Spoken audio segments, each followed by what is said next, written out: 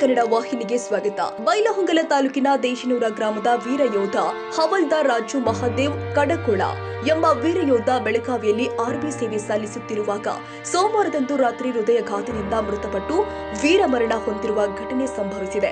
ಕಳೆದ 15 ವರ್ಷಗಳಿಂದ 115ನೇ ಮರಾಠ ಇನ್ಫೆಂಟ್ರಿ ಬಟಾಲಿಯಲ್ಲಿ ಸೇವೆ ಸಲ್ಲಿಸಿದ್ದಾರೆ. ವೀರ ಯೋಧನ ಮೃತದೇಹವು ಮಂಗಳವಾರ ಮಧ್ಯಾಹ್ನ 4 ಗಂಟೆಗೆ ಬಂದಾಗ ಕುಟುಂಬಸ್ಥರು ದೇಶನೂರ ಗ್ರಾಮಸ್ಥರ ದುಃಖದಲ್ಲಿ ಮುಳುಗಿತ್ತು. ಹನುಮಾನ ನಗರದಿಂದ ಆರಂಭವಾದ ವೀರ ಯೋಧನ ಮೃತದೇಹದ ಮೆರವಣಿಗೆ ಅಮರ ರಹೆ ರಾಜು ಕಡಕೋಳ್ ಅಮರ ರಹೆ ಎಂಬ ಘೋಷಣೆಯೊಂದಿಗೆ ಕರ್ನಲ್ ವಿಕ್ರಮ್ ಶೆಂಗಾ ಸಂತಲ ನೇತೃತ್ವದಲ್ಲಿ ಮಿಲಿಟರಿ ಅಧಿಕಾರಿಗಳು ಜವಾನ ಯೋಧರ ಪರೇಡ್ ಮೂಲಕ ಸಕಲ ಸರ್ಕಾರಿ ಗೌರವಗಳೊಂದಿಗೆ ಅಂತಿಮ ನಮನ ಸಲ್ಲಿಸಿ ಅಂತ್ಯ ಸಂಸ್ಕಾರ ನೆರವೇರಿಸಲಾಗಿದೆ.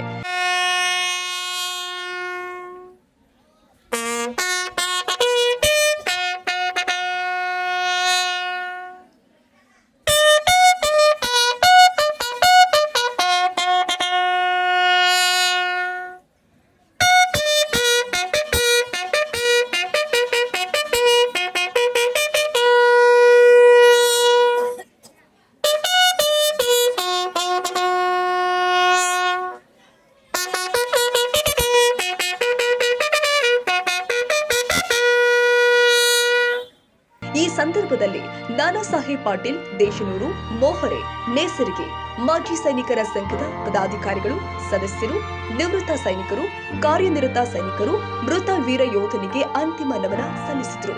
ಮೃತರು ಪತ್ನಿ, ಸಹೋದರ, ಸಹೋದರಿಯರು ಅಪಾರ ಬಳಗವನ್ನ ಅಗಲಿದ್ದಾರೆ.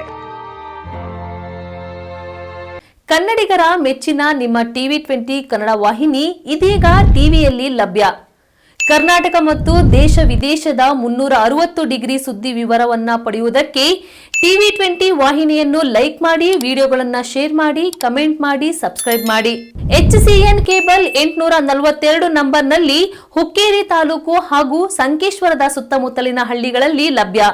PCN ಕೇಬಲ್ 129 ನಂಬರ್ನಲ್ಲಿ ಹಾರುಗೆರೆ ಸುತ್ತಮುತ್ತಲಿನ ಹಳ್ಳಿಗಳಲ್ಲಿ ಲಭ್ಯ. ರಾಯಬಾಗ್ ಡಿಜಿಟಲ್ ಚಾನೆಲ್ ಕೇಬಲ್ 80ನೇ ನಂಬರ್ನಲ್ಲಿ ರಾಯಬಾಗ ತಾಲೂಕಿನ ಸುತ್ತಮುತ್ತಲಿನ ಹಳ್ಳಿಗಳಲ್ಲಿ ಲಭ್ಯ. UDCN ಕೇಬಲ್ ನೆಟ್ವರ್ಕ್ ಉಗಾರ ಸುತ್ತಮುತ್ತಲಿನ ಹಳ್ಳಿಗಳಲ್ಲಿ ನಿಮ್ಮ ಟಿವಿ 20 ಕನ್ನಡ ವಾಹಿನಿಯೂ ಲಭ್ಯ.